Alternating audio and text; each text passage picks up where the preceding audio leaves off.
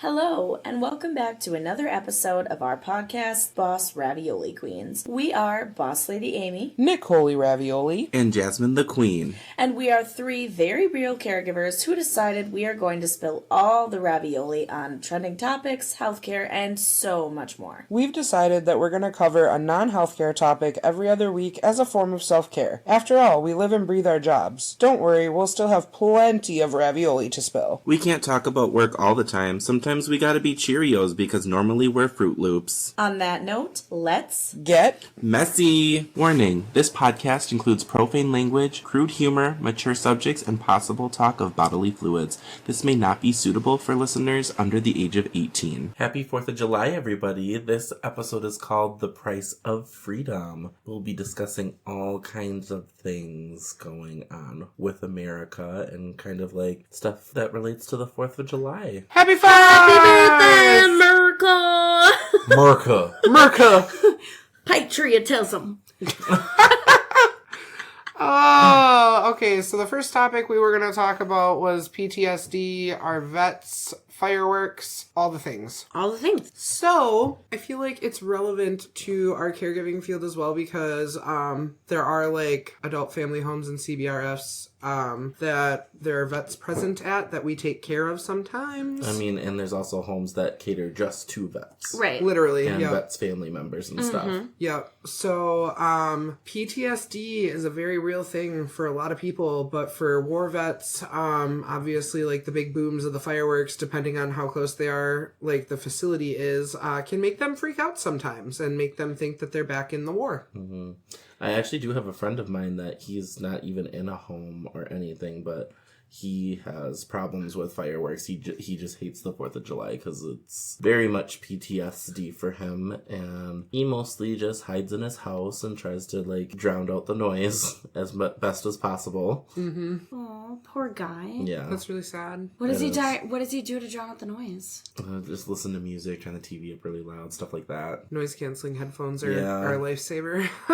Something like that. It gets kind of traumatic for some people because it's like it basically takes them back to when they were on the battlefield. Right. So, like, while all of us are out grilling and drinking and watching fireworks, they're literally hiding inside their home, hoping they don't hear a bang. Mm-hmm. Well, and the ironic thing is, like, so many people associate the 4th of July with, like, the veterans and, like, you know, thanking your veterans for, like keeping us free or whatever. And so, like, that's kind of ironic that the veterans are the ones that are afraid of the fireworks, and we're literally using the fireworks to celebrate America's America. birthday. Yeah.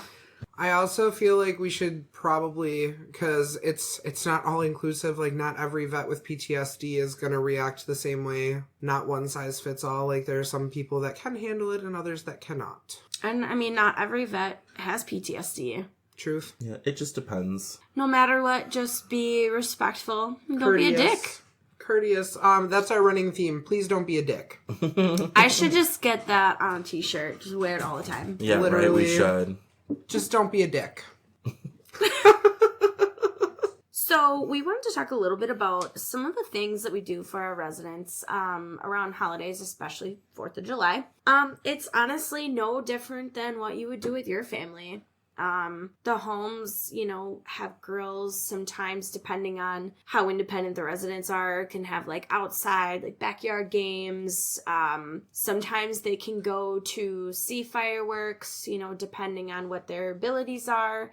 We have cookouts. We do all kinds of fun stuff. Like, you know, we don't limit our people to the houses like people Some think. of them can have alcohol too, to an extent. I was going to mention that. Yep. Yep. To an extent, it kind of depends on like some of the medications they might be taking or their cognitive abilities. Like, obviously, you don't want to unpair them more or, like, basically comatose them because they're taking some sort of wrong medication with alcohol. But, I mean, it's only fair because, I mean, if they're of age and that's something they enjoy, if we are able to give it to them, we will. Exactly. Facts. There's no reason that they shouldn't have it if they are able to. You mean shouldn't be allowed to have it? That's what I mean.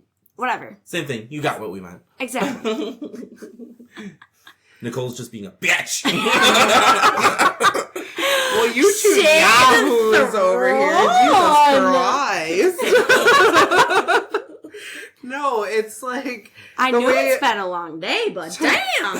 to me, it sounded like you have to have alcohol in your system at some She's point. always the one to correct us. You're not wrong. Anyways, Jasmine bitches. chose violence today. Moving on. Moving on. You're getting the other face today, bitch. I don't care. I can hold my own. You know that. That joke's funny to them because I'm a Gemini. Yeah. And very much so Gemini. So, other things that we can do with the residents, if they can't go outside for fireworks or, like, you can't take them to fireworks, can always try and, like, Chromecast or, like, cast from your phone on the TV. Yep. That works very well because most places now are pretty with it. Like, they have, like, smart TVs and stuff, so... Sometimes even the home itself will get some Sparklers. sort of sparklers or like little fireworks that we can light off for them to, I love the something little fun for them to snappers. do. The snappers. Oh yeah. Mm-hmm. You can Yeah. pull so many pranks with those. Toilet seat. Yeah. I have to watch out now. I used to have wars with my friends with those and we'd like snap them at each other's feet. Yep. Oh, yes. That shit hurts. It does hurt. Hurts. It does hurt. We chuck them burns. at each other and it does fucking hurt. Oh my god. We don't do that to the residents though. Was that really necessary?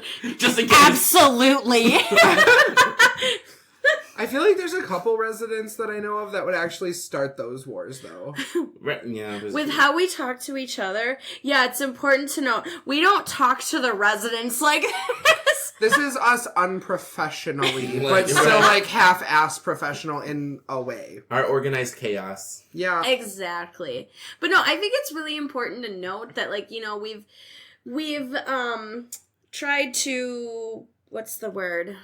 Destigmatize. I don't think that's a word, but we're going to use it. Destigmatize caregiving, and we've been doing that for a while now, and yeah, like holidays, that's a huge part of their lives, and we absolutely treat them like normal people. Just because they have disabilities doesn't mean anything. They get to celebrate just like we do. Yep. And that's like for most holidays, not just 4th of July, but Oh, it's everything. Yeah. Thanksgiving, Christmas, We make sure to make all the holidays special. Easter. especially for the ones that don't always have a lot of family that come and get them. I mean, some of them will have family that like comes and gets them for certain holidays, or we'll take them places or whatever on special occasions. But there's also a lot of residents that like basically get stuck in a home, and then they have like no one that really comes and sees them, doesn't really have anybody who like really, I know it sounds awful, but really cares for them anymore. And that becomes our job to try to make stuff special for them for as long as they're with us. Exactly. And that's like a big reason that we emphasize like how much we work and how much we're with these people, because they literally do become like your family, like your second 100%. family. I've actually seen certain residents I've taken care of or whatever, like out in public, because some of them can like kind of go off and do their own thing, and they'll like see me in public and stuff or whatever, and they'll come up to me, or they feel comfortable. Yeah. Like sometimes when you're not working, it feels a little frustrating because you have to socialize with this person that you socialize with all the time on the moments of your life when you don't want to like talk to anybody. Well, it's the worst when you're out with your family and they're like, hey, who's that? And I'm like, I'm not going to tell you. And I also can't introduce you because HIPAA. Right. That's what happened to me one time. I was out somewhere with my mom, and this guy came up to me and saw me or whatever, and he asked if I was here for him, like if I was like looking for him or something. And I'm like, You found me! no, you're fine. I'm like, I'm here for like lunch or whatever. and he was like freaking out about it. And then my mom asked about it, and I'm like, it's just one of my residents. Like I can't introduce you guys, but like. And that gets hard too, especially like with the holidays. You've always, there are those supervisors that are like, oh, we're going to do this really fun thing with the residents. Like, it's family friendly. Bring your kids. Like, as wonderful as that sounds, like, I don't want to mix my personal and professional life like No, that. I don't either. I don't Well, like that's doing like that either. the one place I worked when I was still with Sir gives me the ick a lot. Her ex-boyfriend. Yeah, we've thrown a lot of shade at him in the past few episodes. Well, I don't remember how many episodes ago, but there's a lot of shade being thrown, and it is well fucking deserved, okay? That's all I'm gonna say We're gonna about keep it. throwing it. Always. You Not get always. some shade, and you get some shade. Anyways, when I still like lived with him and whatever, and I got that job out by where he lives, they had like a family day kind of thing with the residents, and the workers that were off could bring their families because they had like games and whatever and face painting and blah blah blah. And I'm like, okay, that's super cool and everything, but I still would never bring my child to my workplace Right. Right. unless absolutely necessary, like, you know. And it can also be like kind of dangerous too, because depending on like what your clients or consumers need, it could be dangerous for like, what if a kid gets into something that they shouldn't, and it could jeopardize your resident or client safety. Or on the flip side, it could be something behavioral, and maybe one of the residents lashes out at your child. Yeah. You know, it can go either way. So it's kind of dangerous to mix that. Because, I mean, when you're working there or whatever, you're like, kind of like, your company kind of takes care of you. So, you would hope. You would hope. that exact scenario has happened to me. There was times where like my husband was working like long shifts or whatever, and I had to take my son with me to work. I literally had no other option. I would tell my supervisor what was going on, and they were like, just take him with. And that exact scenario happened to me. Like, I had to choose between my son and my residents because I was single staffed, and it was awful. And my son was like outside playing, and he was like into something. He was like bending down or whatever, trying to like pick up rocks or wood chips or something. And the resident thought he was like getting into trouble or whatever, and so he was like worried about it. So he like tried to bend down to pick him up, but he had poor vision, so he couldn't exactly like see what was going on. So he ended up falling, and then my son ended up like tumbling out of the way, and so they both are on the ground. The resident's like screaming, my son is crying, and I'm literally like standing here like, what do I do? Like, I never ever want this to happen ever again. Like, Yeah, that would be kind of like traumatizing, to be honest. For real. it was horrible. I'm so glad my son was young enough that he does not remember that. It was awful. It was horrifying. Oh my I God. don't want that to happen ever again.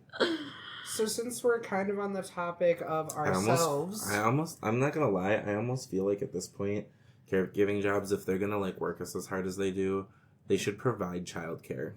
100%. agreed. Like, I I feel like they should at least, like, I don't know, even if it's like something as simple as like they open a home for just childcare for employees.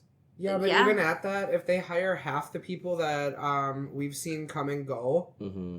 I wouldn't trust my child being at that daycare. I know, but I guess childcare is kind of the same, but like a little different. Also, for the record, I don't have any kids. I'm just hypothetically speaking. Right.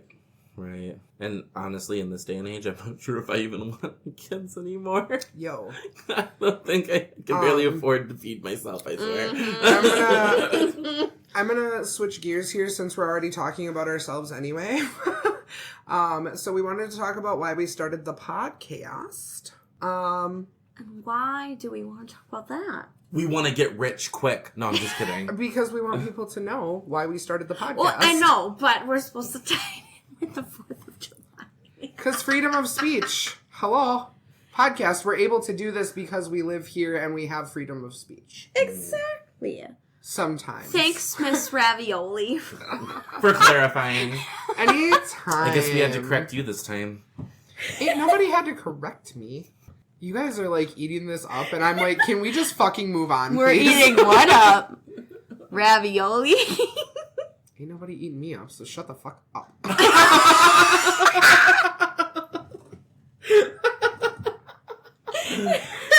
Anyway. Sorry, y'all. We're nasty. I'm a little unhinged today, sorry. I think we all are.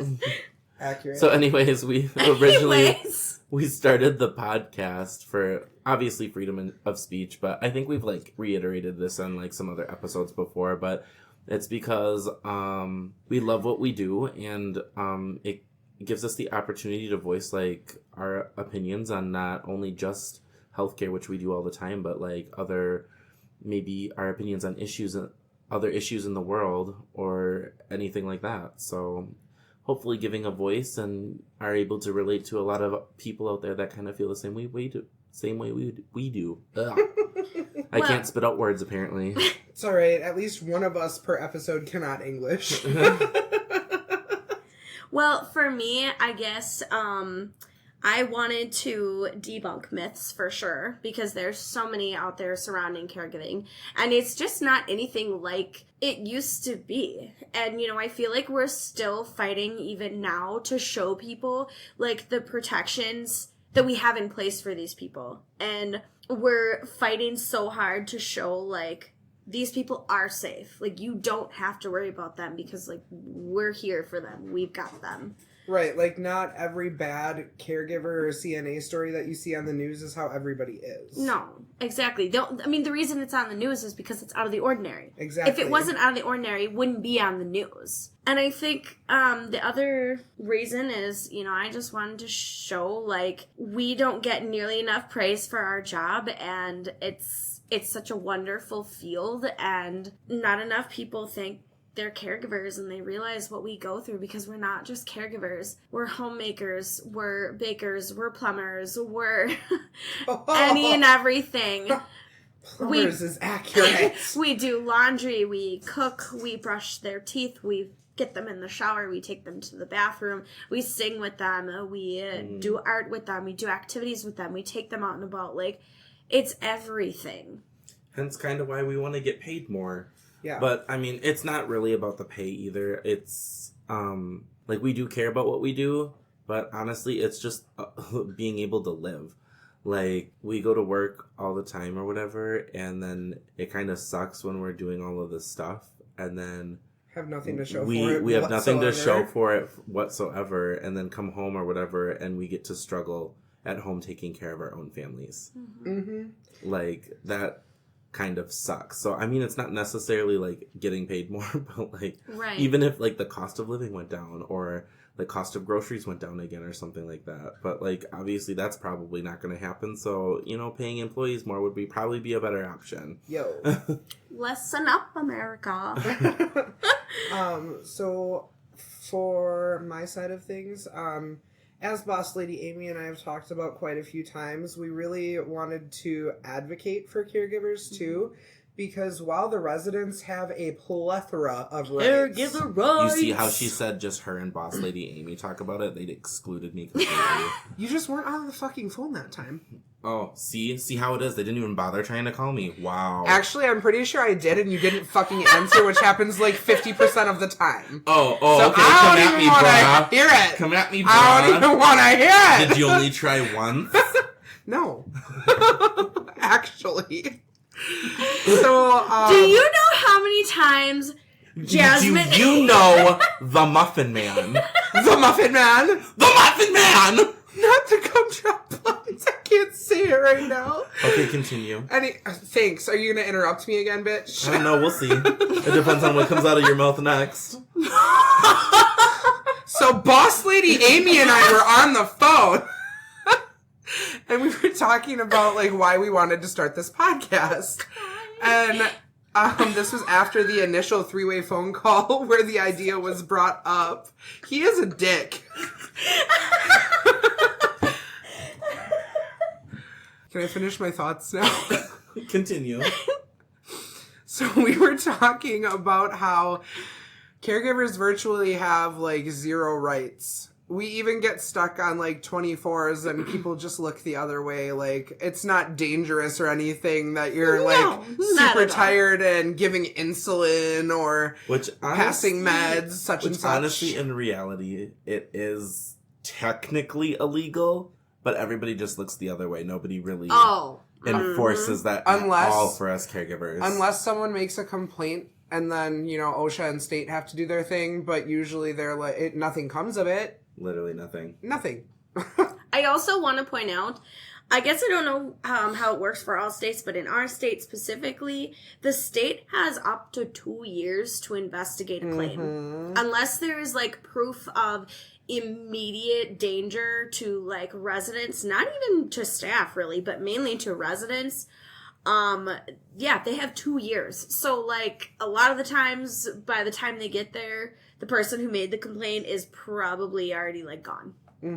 So another reason we wanted to do this podcast is also to, like, vent, to be able to vent about it, but also to give other caregivers a voice, because... Another form of self-care, y'all. Yeah! Being able to vent about problems in life.